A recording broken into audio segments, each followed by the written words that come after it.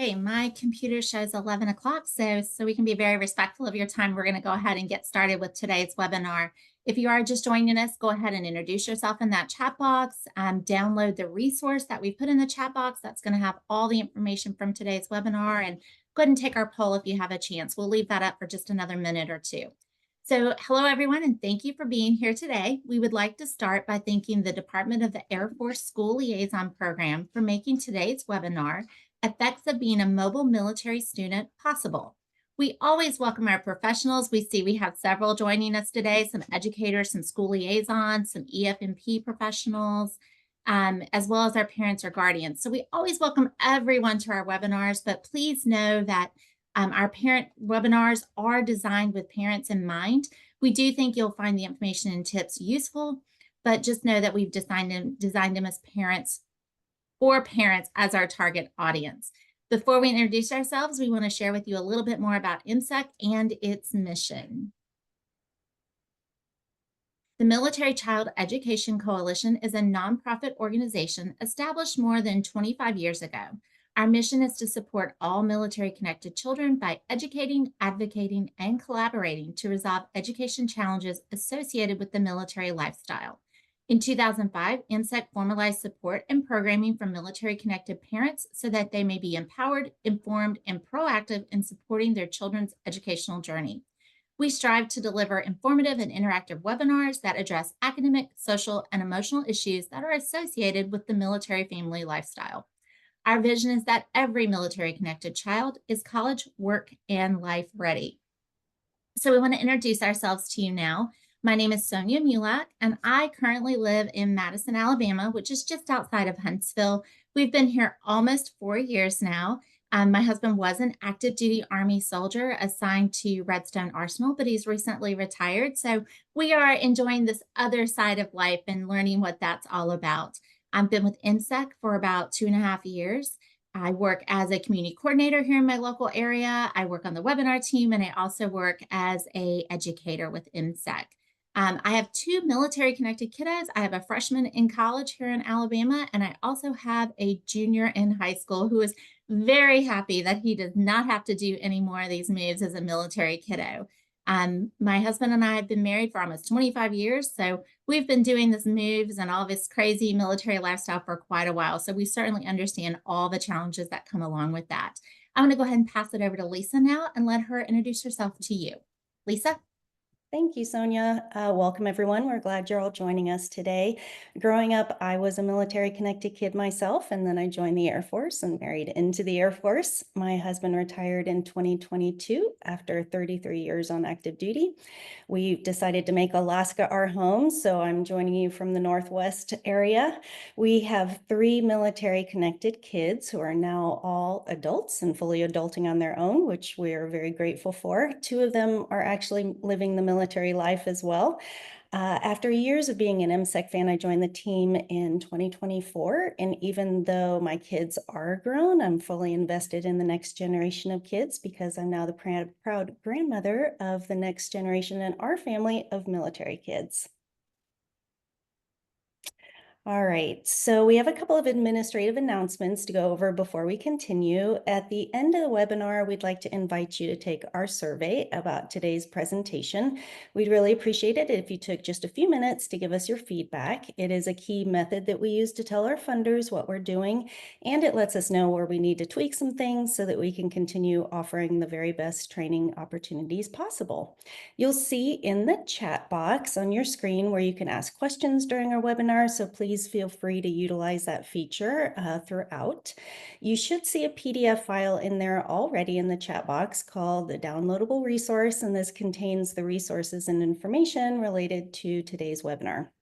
However, if you are joining us on your phone, you won't be able to download the resource on your phone, but if you private message us your email address, we'll make sure that you receive it later today. Our webinar is being recorded, so you can always view the recording later if you want to go over any of the material that we've covered, or if you experienced any technical difficulties during today's presentation. Today, we are going to discuss the effects of being a military mobile student, and we We'll look at the impact change has on our military-connected students, and we will offer some strategies and resources to help parents navigate the military lifestyle-related changes. We have some learning objectives for today. We'll first identify the effects of the mobile military lifestyle on our students, and then we'll address the cycle of change and unpredictability. And then we'll share some tips about how to navigate those effects that the military lifestyle brings to us. Before we begin, we'd like to take another poll. So you will see that on the screen, hopefully. But we're curious about who's with us in our audience today. So what part of the cycle of change are your military connected students facing this year? Are you getting ready for a big change? Are you staying put and you have no upcoming changes in the horizon? Or have you just finished a change, or none of the above? All right, so it looks like we've got a couple that are getting ready for a big change. So you are in the right place today. We're going to hopefully give you a lot of great information that will mitigate some of the stress on you and your family. All right, so the military lifestyle encompasses frequent changes that affect all family members. So let's look at a few of those changes that we're referring to. One of the changes could be an absence of the service member, and there's many different reasons why this could happen. It could be due to a deployment, or maybe they're gone for training or drills or field exercises, or even TDYs.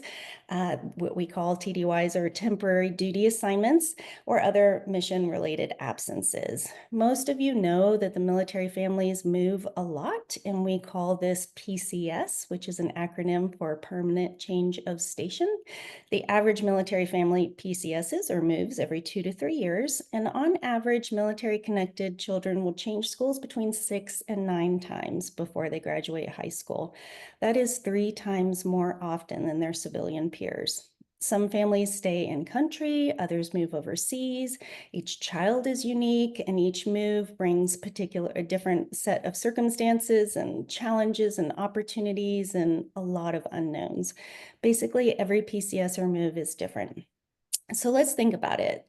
There are so many of those factors. Perhaps you've lived in the location for a number of years, and your children have many friends and they feel settled and they consider that place home. In a situation like that, it's much harder to pack up and move on the kiddos. On the other hand, perhaps your kids are just okay with where they are, or they don't like where they are and they don't mind the move at all. Sometimes the military moves you back to a duty station where you've lived previously, and your kids can't wait to get in touch with their old friends again. Sometimes we move to a place where we have family or relatives like grandparents and cousins, and we're looking forward to being able to spend more time with them. I will say that in my experience with the moves, both as a kid and adult, the overseas moves in particular, very logistically tough on everyone, but socially it was a lot easier for us to move because we were moving into a highly mobile culture where everyone had been through similar experiences, and so they tended to be a little more welcoming. When our family moved to communities that were not highly mobile, it was harder and it took a lot longer to break in. We do have a quick video for you all to watch on what it's like to be a military child. It's a cycle every 3 years. You know, you get to a new school, you make friends, you kind of finally settle in, and then it's okay, hey, we have to go somewhere else now. I've been to 3 different bases, but I've been all over the world basically. Is that it's hard because when you move, you lose a lot of friends, and you're always the new kid at every new school that you go to. Their dad is deployed or their mom is deployed or somebody just moved away. I just got new friends, but I don't want to forget the old ones. Moving all around, it makes you adapt in different ways and meet new people. And so it's really broadened my sense of relationships and how to make new friends each time I move different places. If you being a public school kid, you don't have to move all the time and leave your best friends, but if you're a DoDEA school kid and you have military parents, you're gonna have to live all the time. And my family's very spread out too. So on my mom's side, both of her sisters are in the military also, and then on my dad's side, my 2 uncles did. So we're pretty spread out, so we're used to going around and everything. You just gotta learn that you won't be with your friends all the time, and you always have plane tickets, you can always buy one of those. But you'll learn to make new friends as you move on. You kind of have to like learn to like fight for yourself a little bit, and you have to be social so you're not the one awkward kid sitting at the back of the room while everybody else is like talking. It takes a lot of patience, and it takes a lot of determination to not just give up. But once you put yourself out there, there's a lot more to do, and then All right, so you probably already know this, but the military lifestyle is full of unpredictability and frequent changes. It's not uncommon that families think they're staying put, but then there's what I call the plot twist, and out of the blue, the service member gets orders to move to a different installation. Regardless of whether or not you have time to prepare for the move or not, each family has a few decision points to make. The family can relocate with the service member, and sometimes this happens right away, but sometimes the service member goes ahead and the family follows a few weeks later or a few months later. And often families choose to do this in order to finish out a school year, maybe. Sometimes, though, families decide to stay put and not move at all. And this is called geobatching or geographic bachelor. And it's quite common amongst families in the military. In a recently released report by the Military Family Advisory Network, 56% shared that they have geobatched at least one time during the service member's career. 36.1% shared that the reason why they geobatched was related to their home life. And 49.6 shared that they had negative experiences when they geobatched, noting that it was stressful and hard and draining, and they wouldn't necessarily recommend it. Geobatching is a very personal decision for families, but of those that choose this route, they often make this choice because they have high schoolers, and even more specifically, seniors in high school.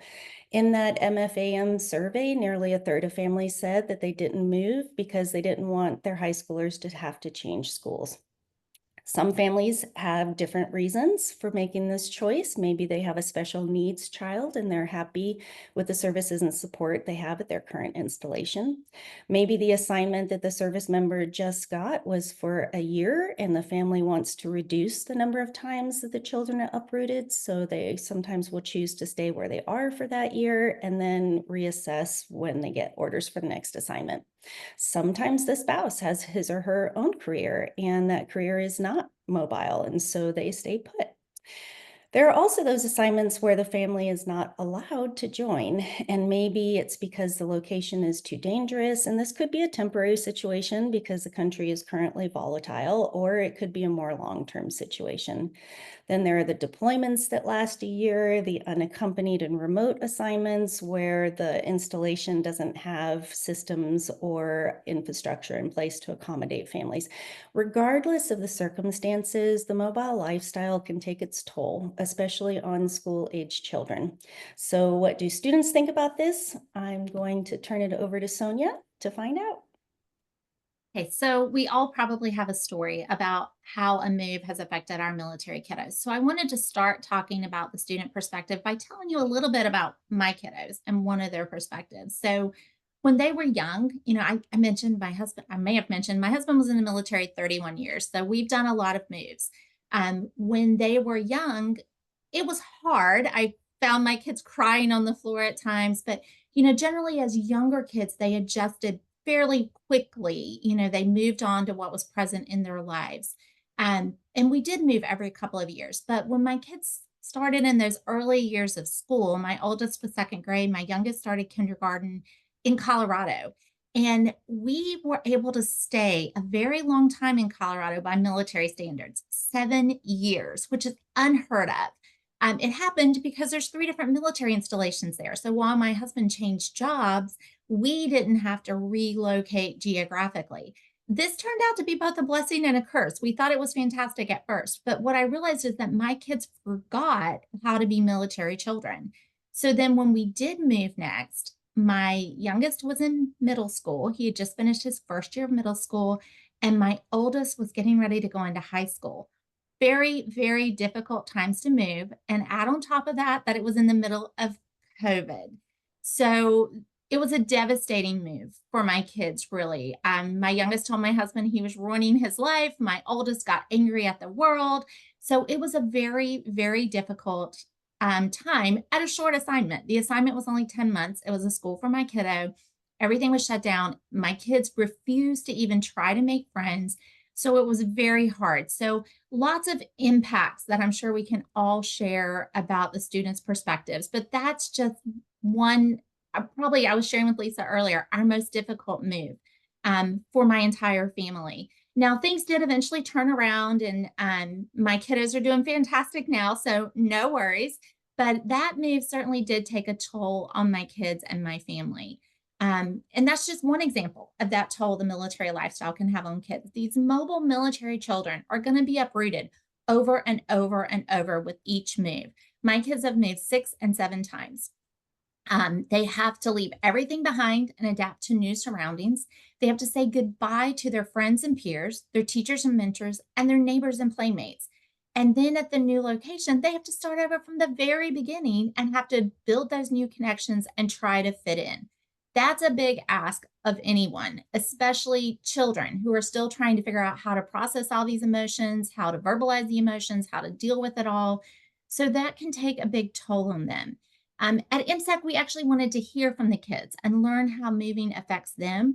So we gave them a voice with our Military Kids Now education survey. This survey contained about 80 closed and open-ended questions, and we received over 5,100 responses. Now, these responses didn't only come from those military-connected students, but also from parents, veterans, and professionals that serve military-connected students. So all of those people like us that are sitting in this webinar today. We are sharing the survey with you in your chat box. Lisa's dropped it in there.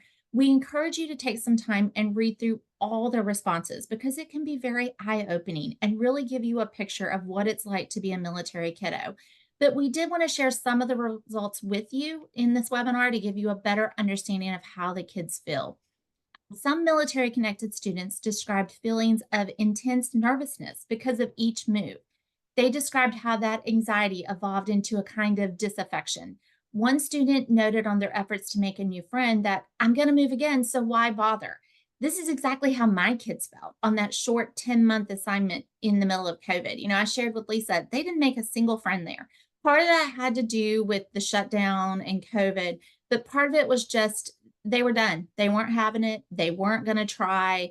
And it was a very, very difficult year. That can be a common thing and really hard to break through.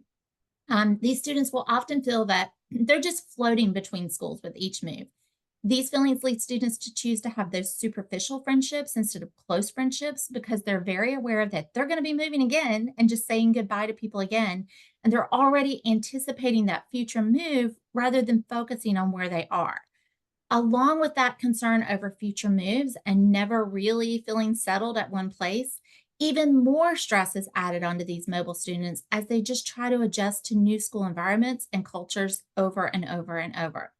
The good news, I know it's a lot of bad news, but the good news is when we recognize these challenges, it allows us to take proactive steps to support our children through each move and foster growth.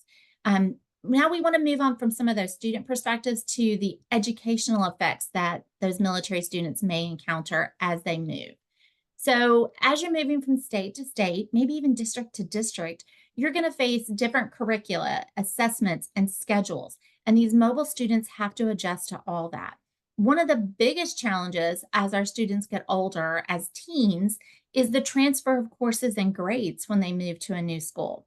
Sometimes the schools don't programs or services that the student had in the previous school, or that they feel like they're missing out, or they might not be able to complete a program that they started at a previous school. Now, we said there's hope, there's ways to help. So one of the ways that you can do that is, as a military family, it's essential that you know about the Interstate Compact, or it's commonly referred to as the MIC-3, and that addresses the widely varying policies that are affecting military students, including enrollment, placement, attendance, eligibility, and graduation. It can just help to even the playing field for our military kiddos when it comes to some of these challenges. So we encourage you to watch our webinar on the MIC-3 to learn more about the Act. Lisa has dropped a link to our YouTube page with all of our webinars in your chat box. We also have several other webinars that address how to mitigate those educational challenges, such as transitioning from overseas and moving mid-year. So that link that Lisa dropped, you'll be able to find all those and more. And we also dropped a link to the MIC3 website, which has tons of information. So if you're a military parent, and if you work with military kiddos and you're not familiar with it, please familiarize yourself with the MIC3. It can really benefit you, especially as your kids get older and face some of those challenges like graduating under a new school's requirements or trying to transfer courses and get credit for them, trying to play in sports if they've missed a deadline already. So just familiarize yourself with it. Let's about social and emotional effects of the mobile lifestyle. One of the primary things we hear from military connected teens in particular are the concerns about friendship and adjusting to a new place and culture. For adolescents, that social interaction with their age group is extremely important, and it's tough to leave behind their friends and familiar surroundings. I mean, it's hard for me. So imagine what it's like for your teen who's dealing with so many other emotions. While social media can help, teens peer-to-peer interaction. One of the concerns kids have shared is that when they PCS, kids say that the first days at a new school are the worst. At this point, they don't know their way around. They don't have anyone to sit with in the lunchroom. I know as a mom, that was always one of my top concerns. You don't want to think about your kiddo sitting alone at lunch and wandering around the halls, lost and unable to find their classes. One of those things that can help is our student to student program that IMSEC trains and runs. It's commonly referred to as S2S, and it can help with some of the concerns associated with those first few weeks at a new school. Student to Student is a peer-to-peer student-led program that brings military and civilian students together to welcome those new students, create a positive environment for all, support educational opportunities, build connections through service, and ease relocations. One of the big things that these groups typically do is show the new students around so they're not wandering those hallways lost, and they provide them a lunch buddy to sit with. So they can really help take away a lot of those concerns. So we've dropped a link in the chat box to that as well. Be sure and check and see if your school, your new school, has a program like Student to Student or something similar, and make sure that they know your family's a military family so that they can include you in their activities. Now, once kids move past those first few days of finding their way around a school, there are still concerns. They're trying to adjust to a new place, find a way to fit in, and find their people. Now, we mentioned technology earlier. That does make it easier to keep in touch with friends from previous locations and not lose all of their support networks. But they're still the new kid at their new location, and they have to find a way to reestablish themselves locally. It can be especially important for teens. I know my son would still tell you that he is best friends with the first friend he made in second grade from a couple of moves ago. And I'm very thankful that he still has such a great friend to turn to. He just went and visited him a few weeks ago. They get together a couple times a year, but he still needs to find his place at our current location and build a network of friends here. So regardless of what friends you keep and you stay connected with, you still have to have those friends locally to turn to. So that's still a challenge that our kids are facing. Another concern military children have shared is the uncertainties of this lifestyle, such as, will my parent be deployed? Will we have to move? Where will we move? Will the new school or community offer the same programs, or will they have the sports or activities that I play in?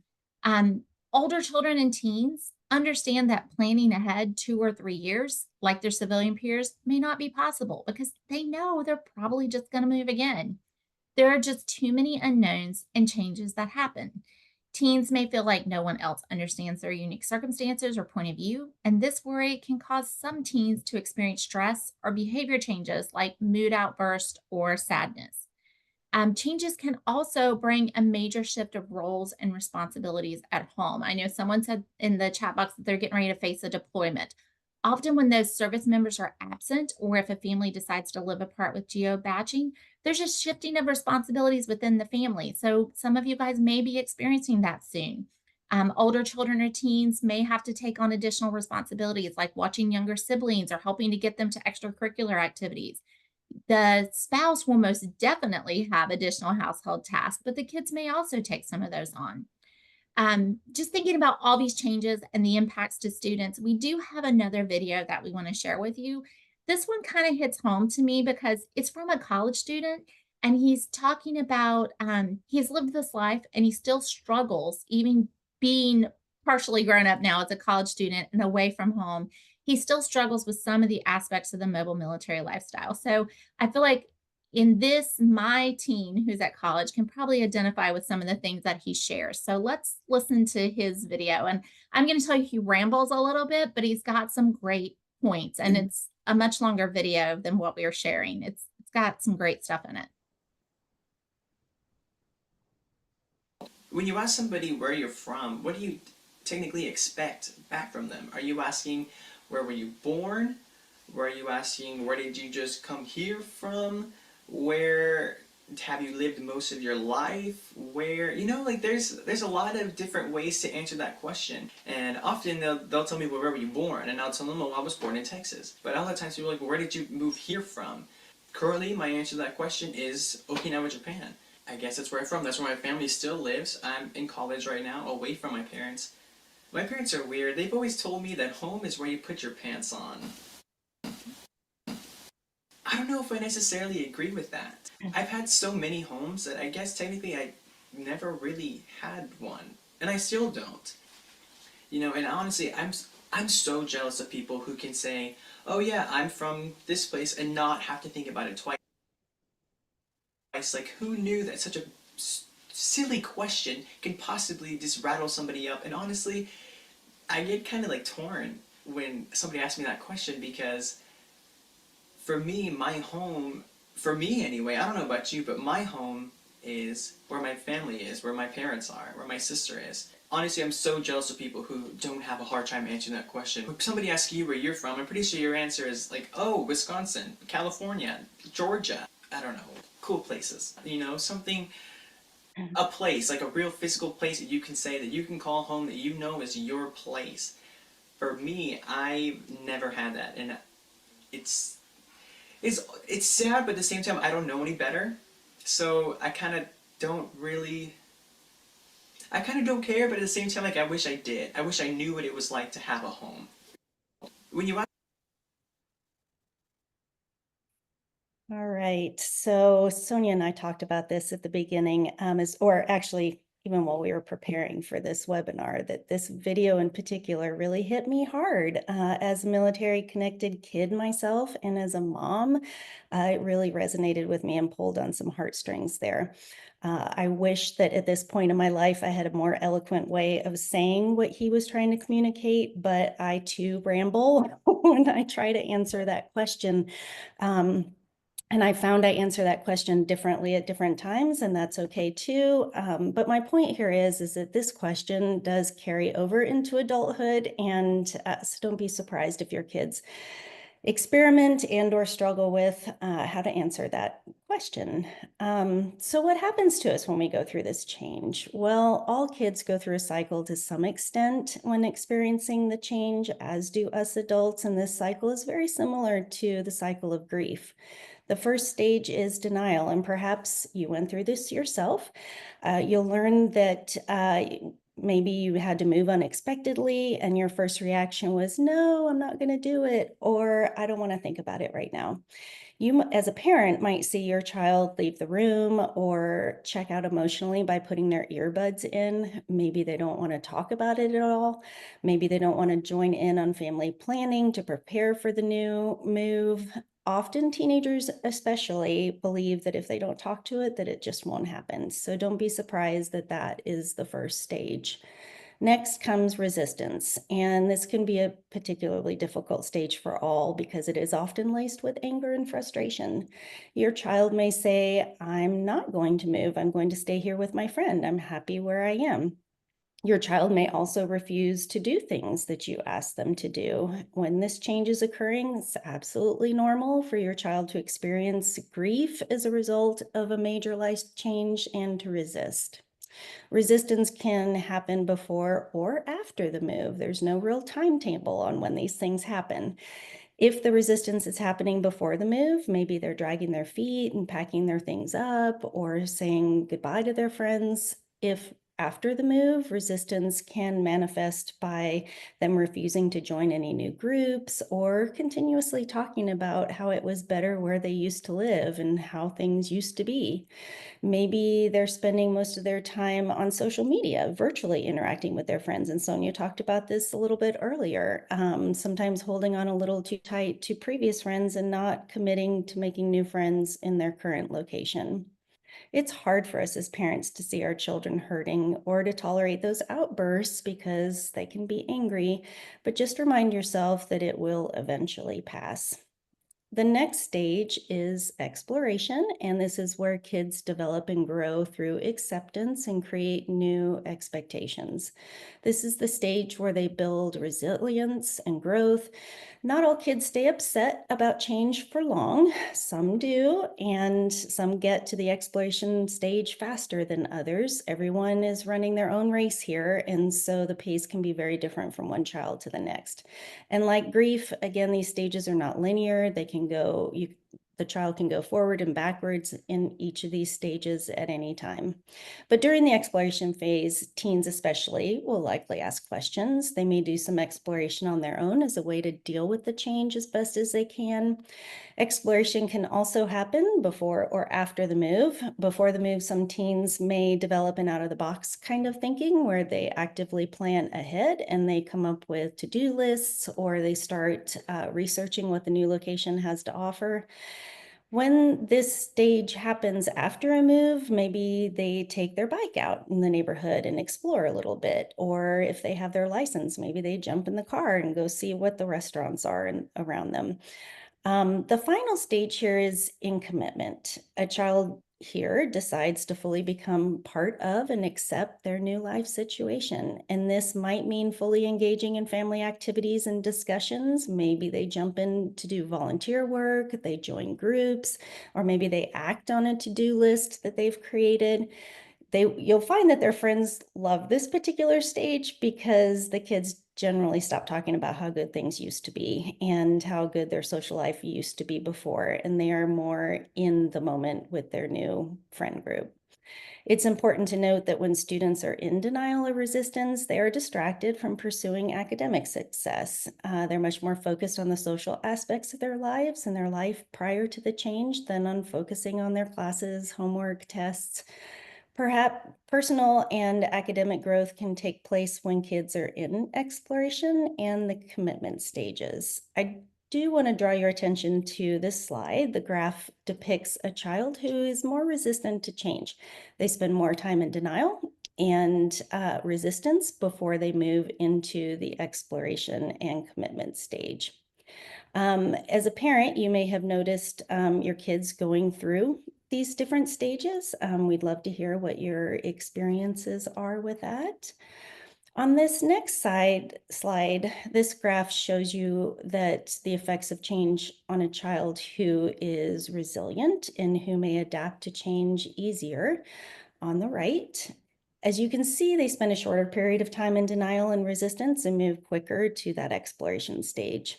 Why? Because they know that it's going to be okay. They feel competent and confident about handling the new situations. They have connections with their family and community, which have built their confidence, and they've had success in relocating and changes in the past. So they've learned that their own attitude and actions will determine if the new situation becomes positive experience or not. In other words, they know that they have control over what kind of experience it will be. I will say that for my kids, this didn't happen until much later on. By the time they were in college, I could clearly see that they had confidence and competence in this. So just be patient with them as they are going through these different stages in life. In a recently published literature review on children of active duty and reserve component service members, the Clearinghouse for Military Family Readiness at Penn State identified risk factors and promotive factors. Think of a promotive factor as a buffer or a shield that helps children when they're confronted with different challenges. Some of the promotive factors for military-connected children could include having a positive and nurturing relationship with their peers or with their parents and other adults like teachers and coaches, or being involved in extracurricular activities where they can build connections with peers. So, communication. Here are some practical tips for our military mobile students to deal with the stress and changes. Communication first is a very powerful tool, and as parents, we can talk to our kids about expectations and goals, and ask what they think, what they want, how they feel. Acknowledge those concerns. It's okay to say things like, "I don't have all the answers." Help them recognize that it's okay sometimes to not be okay. Don't ignore when they reach out to you, and encourage conversation within the family about what is specifically causing the stress. Sometimes just putting a label to an emotion can help reduce the stress of the problem. Be prepared to listen. Encourage those conversations to hear what they have to say. Teens especially need a listening ear. We did just finish an MSEC webinar on effective listening that had some really great tips, and I learned a lot from that one also, so you may want to look into that one. No matter how old kids are, they need unconditional love, acceptance, support, and we should be explicit in communicating this to them. We do often assume that they know, and they probably do, but they really need to hear it from us, especially during these challenging times. Dr. Ken Ginsberg, a professor of pediatrics and long-term MSEC Science Board advisor, says that when we think of building resilience, we do not deny difficulty. We do not pretend that nothing is wrong or tell others to put aside their frustrations. We mustn't suggest that they should just get past it.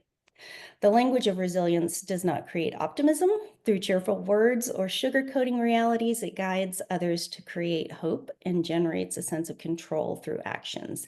It helps others express their emotions in healthy ways and learn that bearing your emotions only leads to a loss of the ability to feel.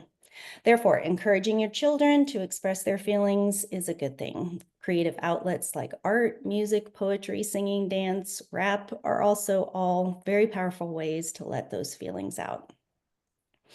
So much of the mobile lifestyle is beyond our control, and we have to adapt.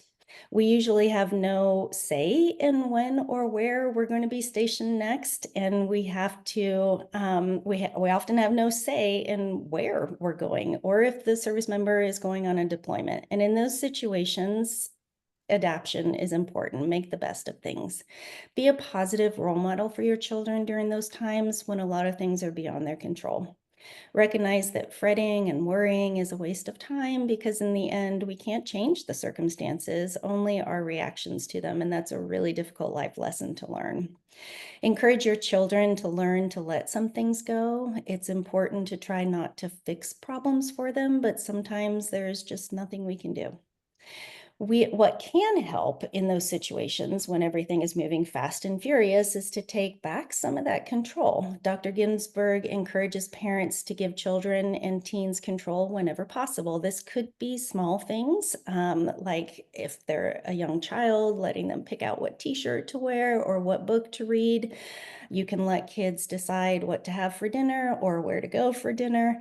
And when you're moving, you can even let your children decide which boxes to unpack first, or how to arrange their room, or even what color to paint your room. That was a big hit in our family. And it was an activity that kind of distracted them from all the craziness going on when we would go to Home Depot and look at all the array of colors to choose from. Doing this can help the child adapt to situations and make us realize that we do have some control in our everyday life, even if it doesn't always feel that way. And I'm going to turn it over to Sonia here. Okay, so there's some great suggestions on how to adapt, how to have a positive attitude. But along with the move, you do need to monitor some things and stay on top of it. Academics is one of those things. It's important to regularly check in with your student and possibly their teacher after a move to see how they're doing. Students may experience learning overlaps or learning gaps if their new school is not academically on the same schedule as their old school. A learning overlap is when material is taught at the new school that your child already learned at a previous school. If your student already knows the material, they could become bored at school, and that could lead to behavior issues or just a lack of paying attention and then possibly missing important information that they didn't already know. If you have a learning gap, it's when your new school is ahead of your old school on a particular concept or subject. So your student may have a hard time following or keeping up with the rest of the class if they've missed that foundational skill necessary for the concept they're learning. So, for example, if your kiddo's in elementary school and maybe in second grade at your new school, they already learned multiplication tables, but your old school wasn't going to teach that till third grade. So the math they're doing at their new school in third grade, they're going to need that foundational skill of knowing multiplication tables. So that's a good example of a learning gap that you may have to work towards catching up on. It's through no fault of the students, it's just how the schools teach things and their timelines. So, in these situations, do not hesitate to reach out to the teacher as soon as possible so that that challenge can be addressed. You can ask for tutoring options if your child needs to catch up on some things, maybe some additional lessons or alternative, more challenging lessons if their learning overlaps and they've already covered that material, or maybe something like having the child help other kiddos, just something to keep them engaged in the classroom. There's also a lot of online options. Lisa just dropped a link to Khan Academy and tutor.com in there. Khan Academy has lessons for K through 12 students. Tutor.com is a great resource and it's free for eligible military families. So those can be some great resources that you can get your kids involved in at home to either keep them challenged if they're bored at school or to help them catch up for something they may have missed. After changing schools, it's also important that you have a conversation with your student and help them set some realistic expectations and goals for themselves at the school, something realistic that they can accomplish. Doing this teaches them to work towards goals. It builds their competence, their confidence, their self esteem, and their independence. All of these are essential components of developing resilience, which Dr. Ken Ginsberg talks about and addresses how to foster resilience in our kids. Lisa had mentioned he's on our science advisory board, and we love some of the information that he shares. So we've dropped a link to the website, fosteringresilience.com, in your chat box. So if you're looking for ways to foster that in your children, be sure and check out that link. Now, one thing you should make sure your military student understands is that obstacles and changes are just a part of life. And things aren't always going to go as we planned or as we wished. When the going gets tough, we don't give up. Often in life, there's not just one particular way to reach our goals, but rather there are several ways to get there. To help your child realize that they have what it takes to achieve their goals, you want to help them focus on their individual strengths and come up with alternate ways to achieve their goals if they didn't initially achieve them or think they can't. Look for other ways. Brainstorm with your child. You can ask them questions like, what else can you do? Or what is the next best thing that you can do right now to make the best of the situation? For example, if we go back to that learning gap, if your student hadn't learned their multiplication tables and they're frustrated with their grades that they're getting in math, okay, what else can you do? We can focus on learning your 8s times table or your 9 times table. That can be their goal rather than getting an A in math. Of course, you want to strive for that, but you want to set them up with the skills that they need to do that goal before that's their goal. So think about what else can you do to meet your goals. Change is hard because it catapults us right out of our comfort zone and we face many unknowns. However, it also lets us explore some different opportunities that maybe you had never thought about before. So help your child reframe a situation and see changes as opportunities to learn and grow rather than roadblocks.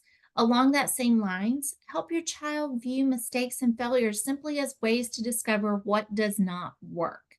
It's not the end of the world if they fail at something. If we allow our children to fail, or sometimes known as suffering the natural consequences, they can learn from their mistakes and pick themselves back up. After that, you can remind your students that they've already weathered many challenges in their short life, like maybe possibly moving to new areas or deployments, having to make new friends, having to change sports. Maybe their sport that they loved wasn't available, but it became an opportunity to learn something new that they truly enjoyed and excelled at. So be sure that you're reminding them of those challenges that they've already faced and overcome. They've had opportunities to express changes and challenges. They've bounced back and they came out stronger because of their experiences. As a parent, during times of change and predictability, it can be hard. Lisa and I were talking about that too. Sometimes you take on so much responsibility for making sure your kids are okay. So remember to practice self compassion for yourself as well as self forgiveness. And that's a really great thing to do as a parent. It's okay not to be perfect, and it's okay to acknowledge that some days are harder than others. The lesson for your kids here comes into play too, because children will model their parents' behavior. So if you're taking care of yourself during those major life changes, you're teaching your children to do the same. You're teaching them that taking care of yourself first and that self care, that compassion, that forgiveness is important. They learn more by what they see you doing than by what they hear you say. So be sure you're taking care of yourself as well. When we get stressed, your body is really reacting by just screaming at you to run. So we need to look for ways to get that stress out. And sometimes you need those physical ways to let some of the steam off by moving throughout the day. So encourage your student to do that, to find that physical outlet. When we're busy and stressed, that's when we think we don't have the time to exercise, but this is actually the time when we need it the most. Research confirms that rigorous exercise and frequent brain breaks can help everyone, but especially your kids, perform better. It can help them stay more focused in school. So when you and your children are feeling stressed, take care of yourself by looking for those physical outlets to release the stress. Everybody experiences stress in their life, yet the effects of stress can vary widely. People who bounce back in the face of stressful situations and events are those who refuse to sit back with wishful thinking. Instead, they visualize in their minds and they believe in their hearts that they control their outcomes. These individuals press forward with resolve and determination for a good outcome. So, when you're facing an upcoming PCS move and lots of unknowns, children and teens are going to feel that stress as well as you.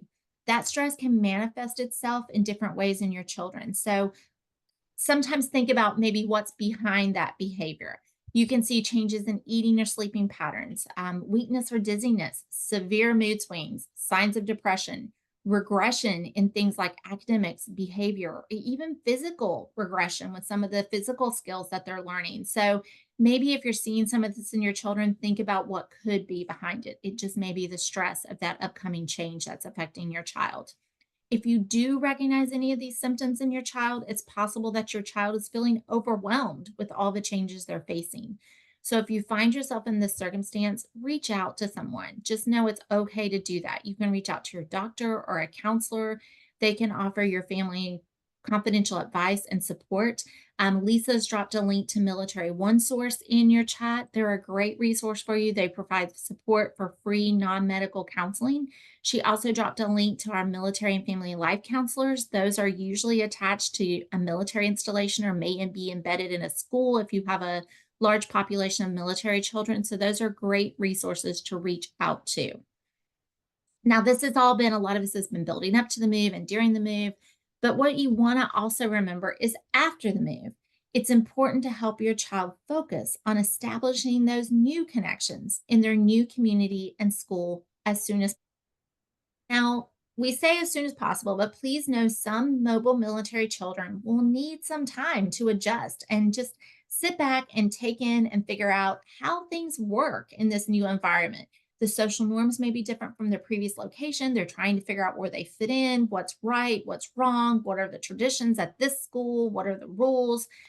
So encourage your children to take the time they need to work through that process, but don't let them delay too long becoming part of a group, because becoming part of a group, getting connected, is an important part of life, and it enables your child to feel that connectedness.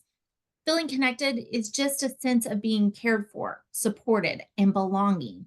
And that can be centered on feelings connected to the school. If they're really getting connected at their new school, it can be connected with their family, or to other important people and groups in their child's life. In your child's life, for example, if they've joined clubs or sports, maybe it's the coach that's really been very supportive, and that can be the person they're feeling connected to, or that club sponsor. So you just want to help them start making those connections as quickly as possible. We mentioned earlier that connectedness is an important protective factor for youth.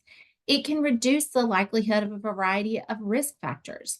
When children feel connected at school, studies have shown that it can have a positive effect on academic achievement. This includes things like higher grades and test scores, having better school attendance, higher graduation rates, and increased post-secondary education goals. To build those connections, encourage your student to participate in extracurricular activities. These can be activities at the school or on the military installation or in the community. For older students, you can encourage them to volunteer. It's important for our children to understand that they can make a difference in other people's lives, because when you're contributing and you're helping others, when you're working to make that world better, it gives you a sense of purpose. It lets you feel good about yourself and you can handle your own problems better. So, if your children are older and are at an age where they can volunteer, encourage them to look into that. Um, Now, you can help them come up with a list of ideas of where your kids can help and ways that they can help, and think about what they might be passionate about, like a topic, or maybe if they want to learn more about something that relates to a future career goal. But you can help them with the process. But it's important to work with your child and let them decide how they want to contribute or volunteer. Because if you're dictating to your child what they should be doing, it's not going to have the same impact on them as a service project that they're truly passionate about. So spend some time helping your child explore and trying to figure out where do they want to contribute and what do they want their contribution to be. That's really important. So we're going to go ahead and turn it back over to Lisa for a minute with some of our final thoughts. Thank you. So the military lifestyle is mobile, it's unpredictable. There's lots of frequent changes that happen, but that is not gloom and doom. It is just the reality, and we have some ability to help our kids navigate that and become resilient adults. We can help them reframe their perspective on things, like Sonia mentioned. Those roadblocks can be perceived as speed bumps and not the end of the world. We do have a webinar coming up soon on preparing your child for upcoming moves, so you may want to consider looking into that one as well, especially if you have a move or deployment coming up.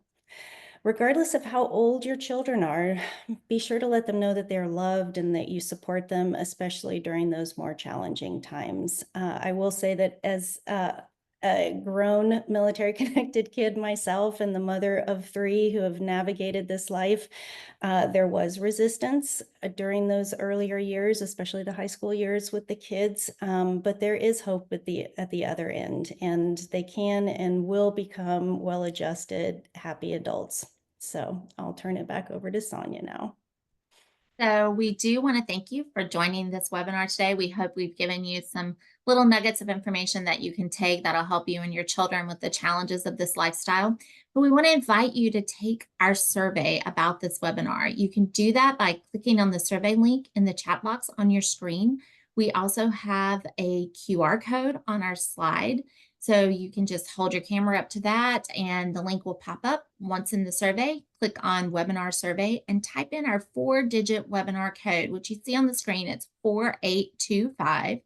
At the end, be sure to hit submit. It's only going to take you a few minutes to take the survey, and we really appreciate the feedback. If you don't fill it out now, following this webinar, you're going to get an invitation in your email to take the survey. We do use this tool. We read them. We pay attention to what you guys say. We use it to make ongoing improvements to our webinar series. We add new topics of interest, and we provide the feedback to our funders. So please take that 2 to 3 minutes necessary to complete the survey. We have a few bits of information and announcements we want to share with you before you go. We want to invite you to check out SchoolQuest. It's an online interactive tool that's specially designed to support those highly mobile military families that we've been talking about today. It has many resources and tips to help students achieve academic success and well-being. So we would love for you to check it out, sign up, to spend some time in it. It's free, so take a look at it and see how it can help you and your family. Do you have questions, concerns, or educational related issues for your military connected children? Our military student consultants, or we often call them our MSCs, are the premier source to provide you with one-on-one help for all your questions. To contact Mark or Terry, just email msc@militarychild.org. You also see their phone number on the screen. They will get back to you promptly and address your situation individually. We do have our Wellbeing Toolkit. It was developed for parents, school professionals, behavioral mental health professionals, and community leaders. It's full of resources for all aspects of the military connected child's well-being. It's got tabs at the top so you can get right to the subject you're looking for. So we invite you to take a look at it, explore it on our website, and share it with others. If you missed one of our previous recordings, or if you would like to share this session, or check out any of those webinars that we mentioned today that could be helpful to you, you can find them on our website at militarychild.org or on YouTube. And Lisa's dropped the links to those in your chat box. There are also a QR code on the resource that we put in at the very beginning, and we'll drop it in again, and that will link you to all of our MSEC resources. If you are interested in obtaining a certificate of completion after today's live presentation, please complete the survey and contact research@militarychild.org. Very exciting news. We invite you to join us for our MSEC's 2025 Global Training Summit this summer in DC. It's always a fun time.